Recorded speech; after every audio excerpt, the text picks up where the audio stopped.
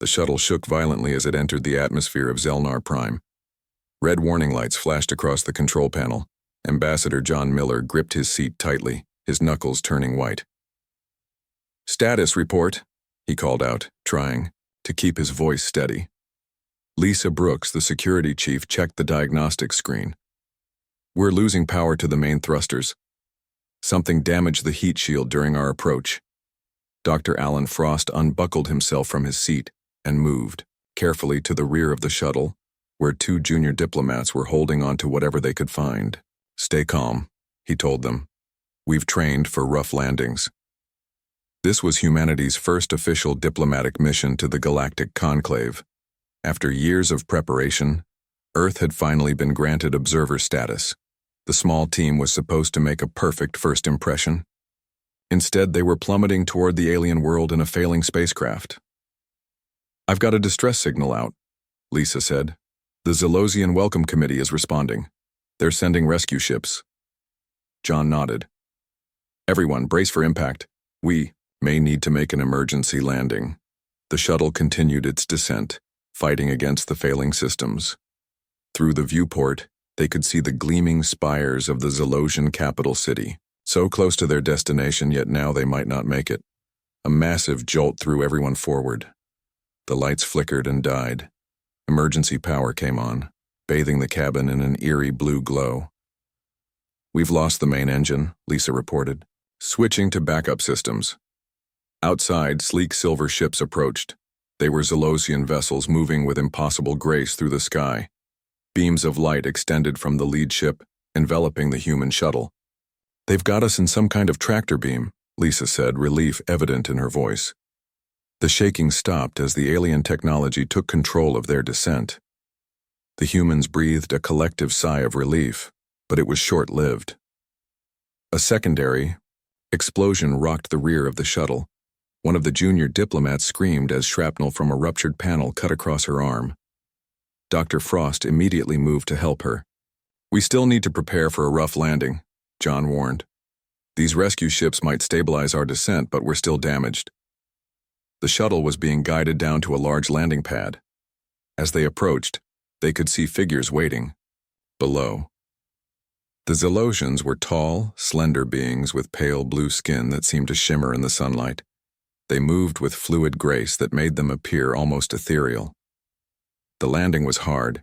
Despite the alien assistance, the damaged shuttle hit the pad with enough force to throw everyone forward against their restraints. Metal screeched as the shuttle's belly scraped across the landing surface. When they finally stopped moving, John looked around at his team. "Is everyone all right?" Lisa had a gash on her forehead where she'd struck the console. The junior diplomat was still bleeding from her arm. Dr. Frost himself had a nasty bruise forming on his cheek. "We're alive," Dr. Frost said simply. "That's what matters."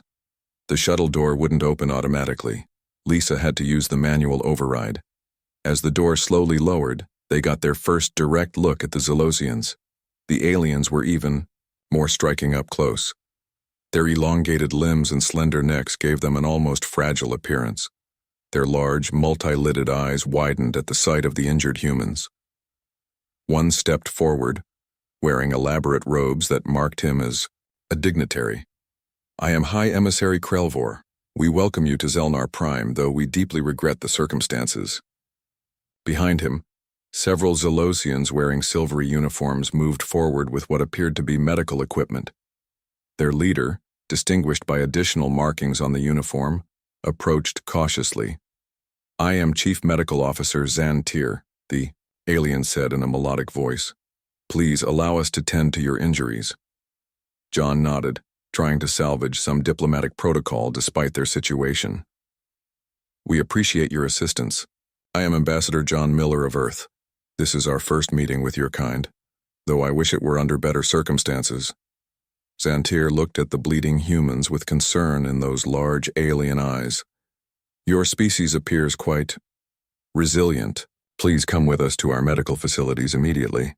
The humans didn't realize it yet, but this accident was about to reveal more about the differences between their species than any planned diplomatic meeting ever could.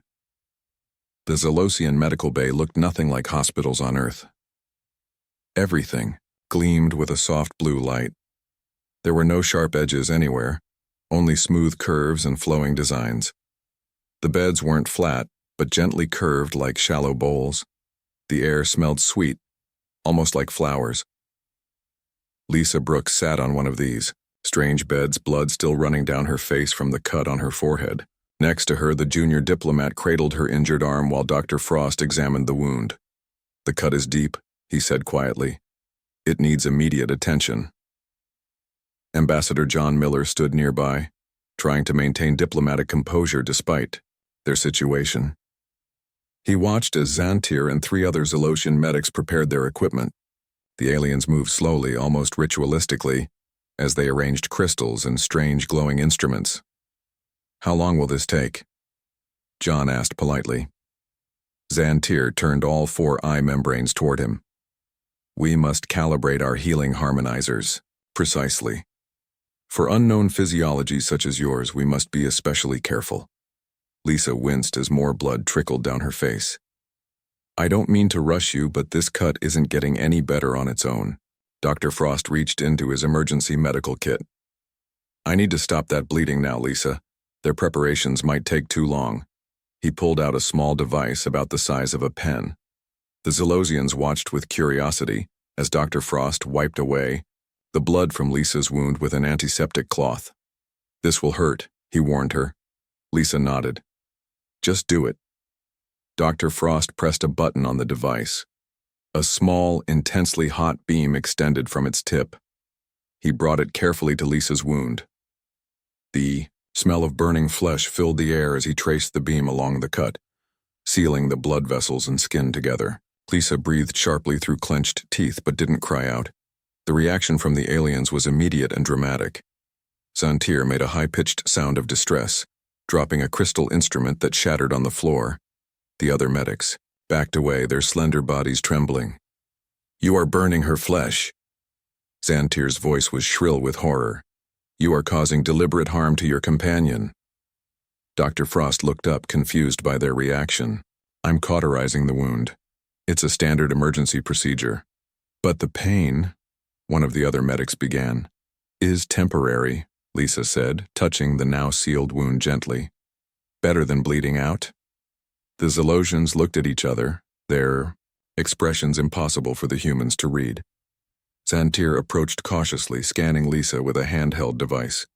"Your vital signs show extreme stress responses, yet you remain functional," Xantir said, wonder in their voice. A Zolosian would be in shock from such treatment. John stepped forward, sensing a critical cultural moment. "Our species has evolved to handle physical trauma differently than yours, it seems." Xantir nodded slowly. "Indeed. We Zolosians have developed our medical science to minimize all pain. Our bodies cannot endure what yours clearly can." Dr. Frost moved to the junior diplomat now. "This laceration needs the same treatment. May I proceed, or would you prefer to use your methods?" The Zolosian medics huddled together, speaking rapidly, in their own language. Finally, Xantir turned back to the humans. "We would like to observe your procedure again. This is educational for us." Dr. Frost nodded and prepared the cauterizing tool once more. The junior diplomat braced herself as Dr. Frost sealed the wound. The Zolosians watched in silent fascination. When he finished, Xantir approached with a scanning device. "The injury is repaired, crude by our standards but effective." The alien's voice held new respect. "You endure much pain for healing." "Sometimes you have to endure pain to survive," Lisa said simply. Xantir seemed to consider this deeply. "Your species must have faced great hardships to develop such tolerance." John nodded. "Earth isn't always a gentle place." "I begin to understand," Xantir said slowly. "You treat your bodies as we would treat machines, with practical repairs rather than gentle restoration." The alien medic looked at the other members of the human delegation. "I must learn more about your medical practices. I suspect we have much to teach each other." John smiled diplomatically. "That's why we're here, to learn from each other." But in the eyes of the Zolosians, the humans could see something had fundamentally changed. The way the aliens looked at them now held something new, caution mixed with respect. Xantir stood before a large holographic display showing detailed scans of the human body. The Zelosian medical officer had been studying human physiology for hours now, barely taking time to rest. 3 other medical researchers worked nearby, all equally fascinated by what they were discovering. "Look at the density of their bone structure," Xantir said, pointing to the skeleton displayed in the hologram. "And the muscle mass. It's remarkable." In another part of the Zelosian Medical Center, Ambassador John Miller sat across from High Emissary Krelvor. They were discussing the terms of human participation in upcoming conclave meetings. "We appreciate your willingness to continue with diplomatic talks despite the unfortunate accident," Krelvor said. The alien's voice had a musical quality that made even simple statements sound like poetry. John nodded. "We humans are adaptable, and your medical team has been very accommodating. Your Dr. Frost has certainly made an impression on our medical staff," Krelvor said, blinking his multiple eyelids in what John had learned was an expression of amusement. "They've never encountered a species that treats wounds with deliberate burning." John smiled. "Different worlds create different solutions. I understand your people have been the leading medical experts in the conclave for centuries." "Yes," Krelvor said with evident pride. "Zelosian healing techniques are sought throughout the galaxy. Our methods are gentle, non-invasive, and usually painless." "Because your own bodies are more sensitive to pain than ours," John suggested. "Precisely." Krelvor's long fingers tapped a pattern on the table. "Your home planet must be a harsh place indeed." Back in the research lab, Dr. Frost was answering questions from the curious Zelosian medics. Lisa Brooks sat nearby, the sealed cut on her forehead now just a thin red line. "So humans evolved on a high-gravity planet with intense radiation from your sun?" one of the researchers asked. "That's right," Dr. Frost confirmed. "Earth has about 3 times the gravity of Zelnar Prime, based on what you've told me, and our atmosphere blocks much of our sun's radiation, but not all of it." "And you had large predators?" another Zelosian asked, clearly disturbed by the concept. "Many," Lisa cut in. "Our evolutionary history is basically a long story of not getting eaten." The Zelosians looked at each other with expressions the humans couldn't quite read. Dr. Frost continued his explanation. "Human medical practices developed from battlefield necessity first. When someone was wounded, stopping blood loss quickly was more important than preventing pain." Xantir made a note on a glowing pad. "Your entire medical philosophy prioritizes survival over comfort." "Often, yes," Dr. Frost agreed. "Though modern medicine tries to do both when possible." Suddenly, Dr. Frost coughed. The Zelosians didn't think much of it, but Lisa looked concerned. She'd noticed he'd been coughing more frequently over the past few hours. "Are you okay?" she asked quietly. "Just tired," he said. "And this air is more humid than I'm used to." Xantir approached with a scanning device. "May I check your respiratory function? Our atmosphere contains several gases not present on your world." Dr. Frost nodded and Xantir ran the scanner over his chest. The alien's expression changed immediately. "There is fluid accumulating in your lungs," Xantir said with concern, "and your body temperature is elevated beyond your normal range." Dr. Frost coughed again, harder this time. "That's not good." Lisa stood up. "What's happening to him?" Xantir's voice was grave. "I believe he is having an adverse reaction to a microorganism native to our world. It would be harmless to Zelosians, but in your alien biology." Dr. Frost's face had grown pale, sweat beaded on his forehead. "Fantastic," he said weakly. "First contact, and I catch an alien cold." "This is more serious than a cold," Xantir said. "We must begin treatment immediately."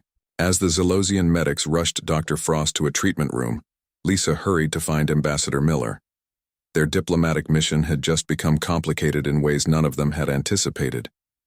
One of their own was now facing an unknown alien pathogen, and they were about to find out just how effective Zelosian medicine would be on human physiology. Dr. Frost lay on the curved Zelosian medical bed, his breathing labored. Sweat soaked his clothes. His skin had taken on a worrying grayish tone. Lisa Brooks and Ambassador John Miller stood nearby, watching anxiously as Xantir and 3 other alien medics worked around him. His temperature continues to rise, Xantir reported, studying the floating holographic displays. And the fluid in his lungs is increasing despite our treatments. The Zelosian medics moved with practiced grace, placing crystal devices around Dr. Frost's body. The crystals began to glow with soft blue light, humming gently. "What are those?" John asked. "Harmonic cellular stabilizers," Xantir explained. "They encourage the body's natural healing processes without causing discomfort." Lisa frowned. "Is it working?" Xantir's long fingers danced through the holographic display. "I am uncertain. Your biology responds differently than anticipated. The treatment would be effective for a Zelosian, but..." Dr. Frost coughed hard, flecks of blood appearing on his lips. The monitors above him flashed with warning colors. "His condition is deteriorating," one of the other medics said, alarm clear in their voice. "The pathogen is multiplying too rapidly." John turned to Lisa. "Is there anything in our medical supplies that might help?" Lisa thought quickly. "We have broad-spectrum antibiotics, but we don't know if they'll work on an alien pathogen. And we have limited quantities." Xantir looked up. "What other treatment options would Earth medicine suggest for this type of infection?" Lisa hesitated, then replied, "On Earth we might try to induce a higher fever." The Zelosians all stopped what they were doing and stared at her. "Induce a higher fever?" Xantir repeated slowly. "But his body temperature is already dangerously elevated." "For you, maybe," Lisa said. "But humans evolved with fever as a defense mechanism. It helps kill pathogens that can't survive at higher temperatures." "You would deliberately make him hotter?" Another medic sounded horrified. "That would kill a Zelosian." "We're not Zelosians," Lisa said firmly. "Our bodies can handle temperatures that would be fatal to your species. It's one of our natural defenses." Dr. Frost, barely conscious, nodded weakly. "She's right," he whispered. "Standard protocol." Xantir looked deeply troubled. "This goes against everything in our medical training. Heat is harmful. Comfort must be maintained." "Not for us," Lisa insisted. "Sometimes we need the opposite of comfort to survive."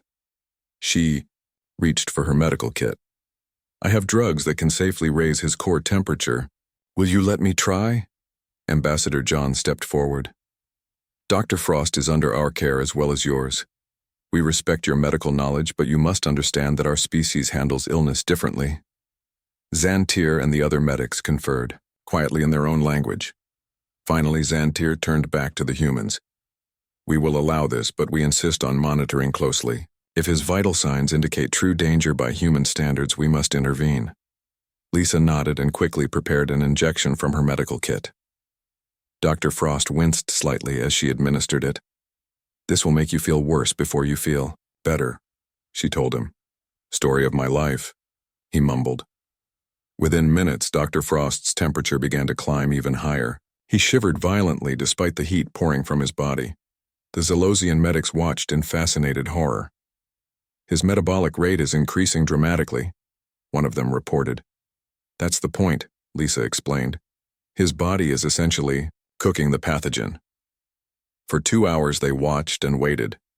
The Zelosians remained tense, clearly expecting Dr. Frost to die at any moment. But gradually, his breathing began to ease. The fluid in his lungs started to decrease. "It appears to be working," Xantir finally admitted, amazement evident in their voice. "The pathogen population is declining." Lisa smiled with relief. "Earth pathogens evolved alongside us. They can handle our fevers. Your local bugs never had to deal with a human immune response before." Xantir studied the human woman with new respect. "You deliberately use suffering as medicine." "We use whatever works," she replied simply. Ambassador John watched this exchange with interest. He realized that human medical practices might prove to be one of Earth's most valuable contributions. to the Galactic Conclave if they could overcome the cultural shock they clearly caused. 3 days later, Dr. Frost was back on his feet.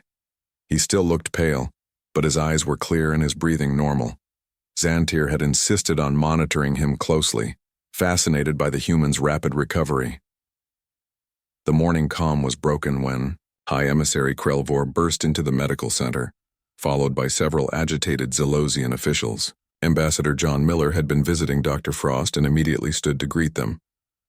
"Emissary Krelvor, is something wrong?" John asked. The tall alien's skin had taken on a darker blue shade, which the humans had learned indicated stress. "We have received troubling news from the outer colonies. A disease is spreading rapidly among multiple species." Xantier stepped forward. "What type of disease, Emissary?" "A respiratory infection that becomes systemic," Krelvor said. "It began on Vexil Prime, a trading hub. Already 12 different species show symptoms.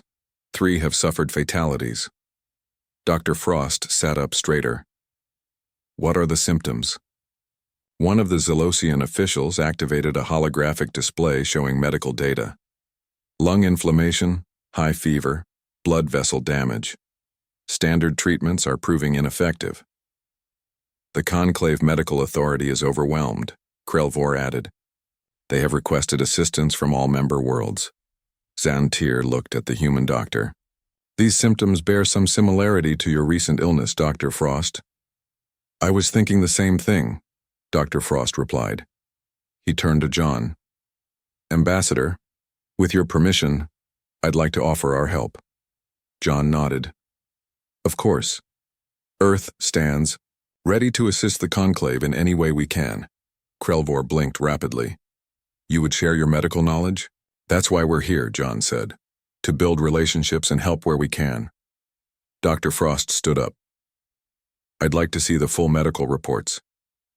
Xantier led him to a larger data display, where more detailed information scrolled past. As Dr. Frost studied the alien text and images, his expression grew increasingly serious. "This looks similar to several Earth pathogens," he said after a while. "If I had to guess, I'd say it's attacking the cellular energy production systems across these different species. Our treatments focus on symptom relief," one of the Zelosian medical officials said. "But the disease continues to progress despite our best efforts." Dr. Frost nodded. "Because you're not killing the pathogen, just making the patient more comfortable. Sometimes you need to attack the problem aggressively, like your fever treatment," Xantier said thoughtfully. "Exactly," Dr. Frost agreed. "Earth medicine developed in a world full of competing organisms. We had to learn to fight back hard." The Zelosians looked uncomfortable at this warlike language. "About medicine," one of the officials spoke up. "The Conclave Medical Authority would never approve such primitive methods." Lisa Brooks, who had been quietly listening, stepped forward. "Primitive? Dr. Frost's primitive methods saved his life when your advanced techniques failed." The room fell silent. Ambassador John gave Lisa a warning look, but the damage was done. The Zelosian official's skin darkened further. "Our medical science has served the Conclave for centuries," the official said stiffly. Xantier surprised everyone by moving to stand beside the humans.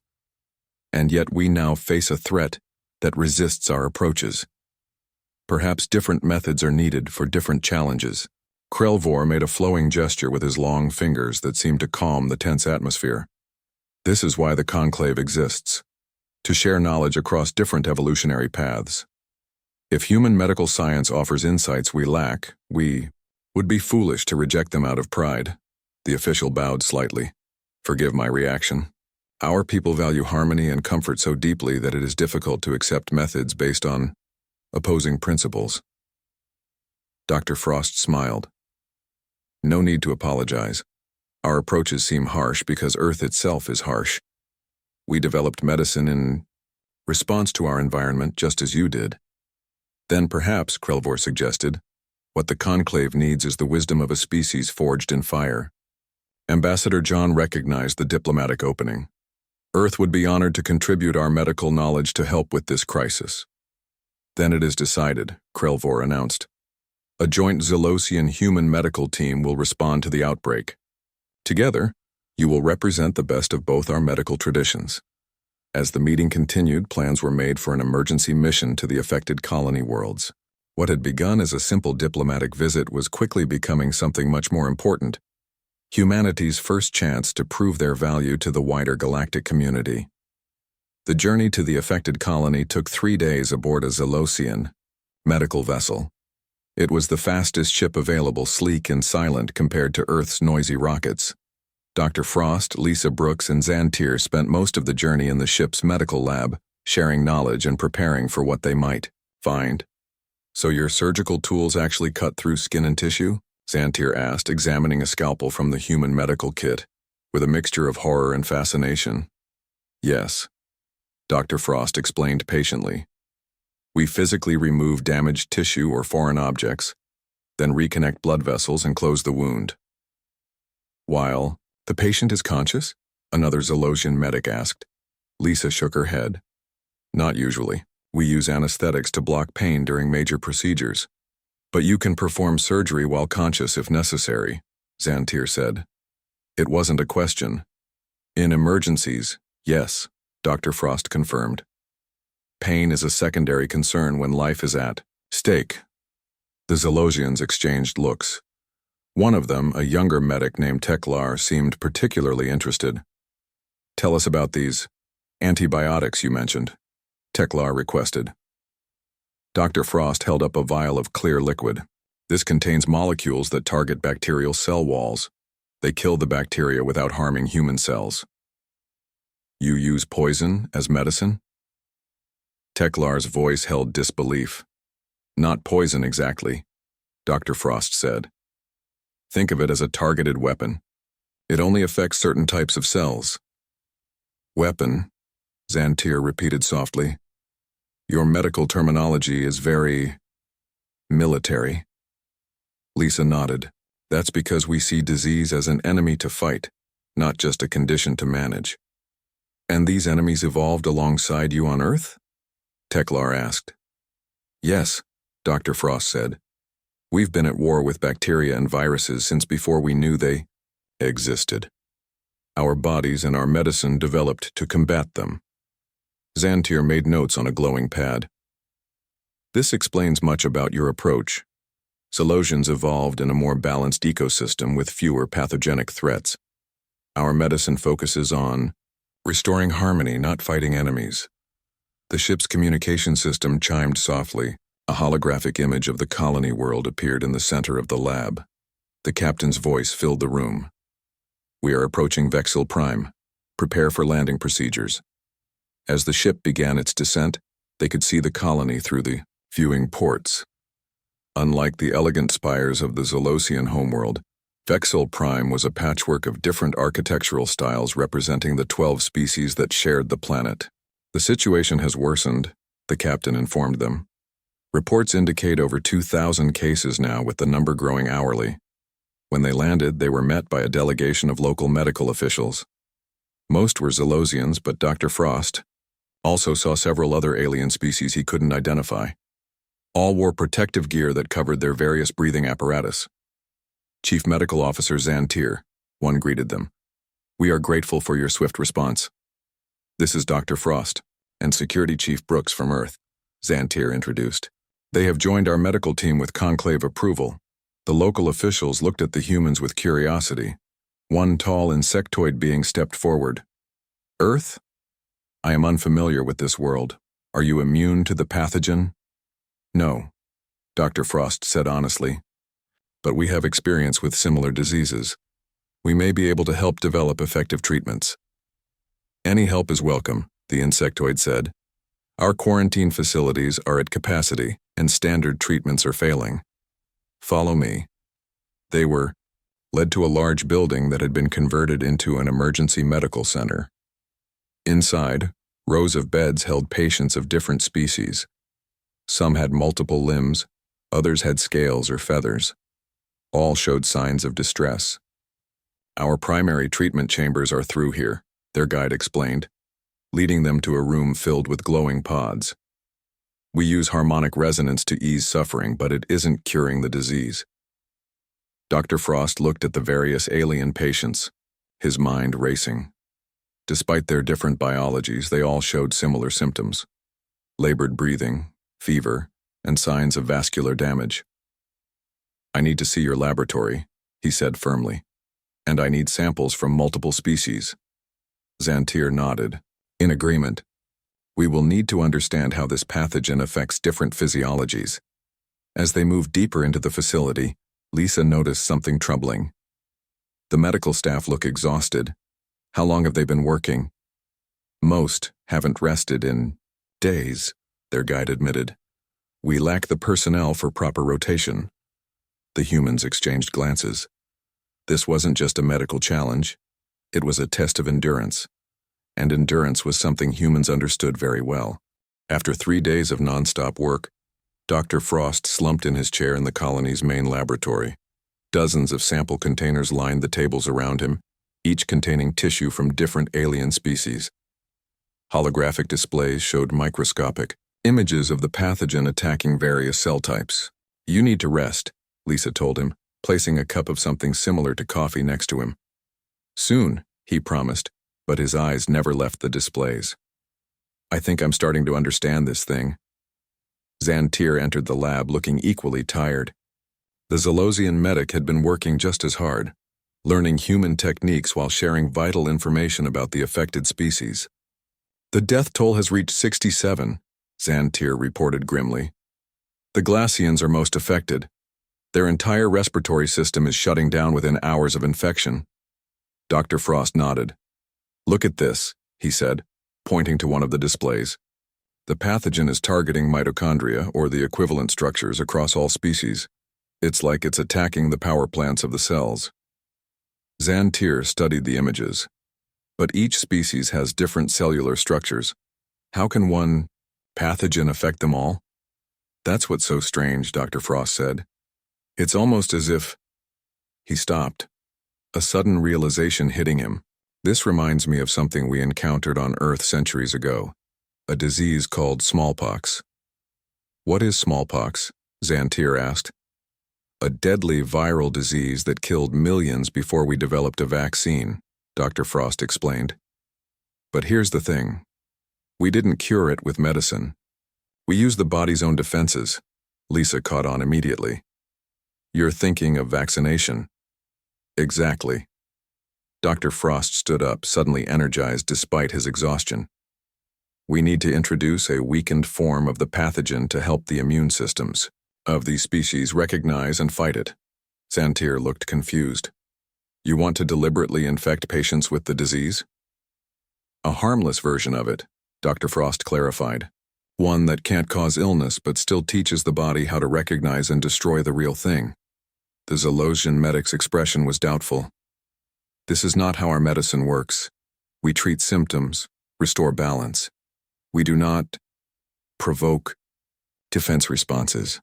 Because your species evolved in an environment that required different survival strategies," Lisa said. "But this pathogen isn't responding to your usual methods."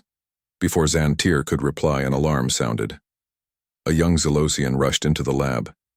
"Elder Vinlar has fallen ill," the messenger reported anxiously. "His condition is critical." Xantier's skin paled to a light blue. "Elder Vinlar is one of our most respected scientists. He came to help coordinate our research." "Take me to him," Dr. Frost said immediately.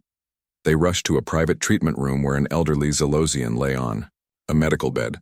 Even to human eyes, he looked terrible. His skin had faded to an almost white color and his breathing was shallow and rapid. "Our treatments are failing," one of the attending medics reported. "The pathogen is resistant to all our techniques." Dr. Frost looked at Xantier. "Let me try my approach. We don't have time to develop a proper vaccine, but I can create a targeted treatment based on what we've learned." Xantier hesitated, clearly torn between traditional Zalosian medical principles and the desperate situation. "What would you do?" Xantier asked. "I would give him a modified version of the pathogen, one that's been damaged so it can't replicate properly," Dr. Frost explained. "It will stimulate his immune system to fight the real infection." And if it fails? Dr. Frost met the alien's gaze steadily. Then we try something else. That's what human medicine does. We keep fighting until we find what works. Elder Vinlar coughed weakly, drawing their attention. His eyes, cloudy with illness, focused on Xantir. I heard, the elder whispered. Let the human try. Xantir bowed respectfully. As you wish, Elder. Dr. Frost moved quickly, preparing the modified pathogen in a suspension that could be administered. To the elderly Zelosian, this will cause a stronger immune response, he warned. He may feel worse before he feels better. Like your fever treatment, Xantir remembered. Yes, sometimes the body needs to be challenged to find its strength. As Dr. Frost administered the treatment, medics from various species gathered to watch. News of the human approach had spread through the colony. Some looked skeptical, others desperate for any solution. Elder Vinlar winced as the injection entered his system. Then he closed his eyes, his breathing still labored. Now there was nothing to do but wait and see if the human approach to medicine, born from a harsh world of competition and survival, could save a being from a gentler evolutionary path. For 12 hours, Elder Vinlar's condition remained critical.